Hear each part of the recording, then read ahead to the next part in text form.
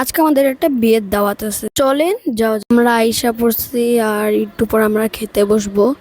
So এখন আমরা আমরা এখন খেতে যাব, বাট টেবিল পাইতেছি না। সো খেয়ে তারপরে আসতেছি। সো গাইজ, খাওয়ার সময় আমার ভিডিও করার কথা মনে ছিল না, তো এই জন্য আমি ভিডিও করতে পারি নাই।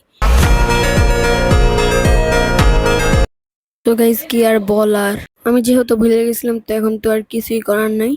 তো এখন আমি একটা সিটের মধ্যে বসে আছি আর কিছুই করার পাইতেছি না।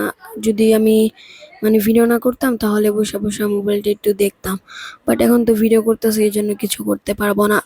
আর আমার কি বলে, বউ, আমার আম্মার আব্বু বউর সাথে ছবি তুলতে গেছে। তো গাইজ, এখন চলে আসছে আরো একটা সিটে। ওই সিটে বসতে আমার একটু ভালো লাগতেছিল না, সিটটা ভাঙা ছিল। আর এই মিনি ভ্লগটা এতটুকু ছিল। ভালো লাগলে লাইক কমেন্ট শেয়ার সাবস্ক্রাইব করে দিবেন। Bye bye.